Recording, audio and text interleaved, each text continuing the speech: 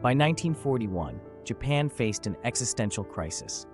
The U.S. oil embargo and steel export bans had crippled 90% of Japan's fuel supply, forcing the militarist government to choose between surrender or war.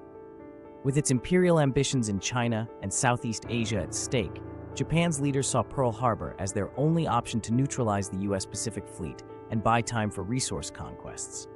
This decision would prove fateful. On November 26, 1941, 6 Japanese aircraft carriers departed Hidokapu Bay under radio silence. Admiral Yamamoto's plan leveraged lessons from the 1905 Battle of Tsushima, a surprise attack to compensate for inferior numbers.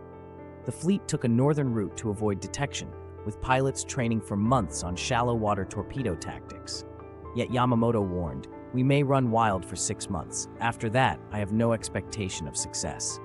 At 7:48 a.m. Hawaiian time, the first wave of 183 Japanese aircraft struck Pearl Harbor. Bombs ravaged Battleship Row, with the USS Arizona exploding catastrophically. Though radar operators detected incoming planes, they were mistaken for expected US B-17s. Within 2 hours, 2,403 Americans died, and 19 ships were sunk or damaged. Yet crucially, US aircraft carriers out at sea survived, and fuel depots were left intact.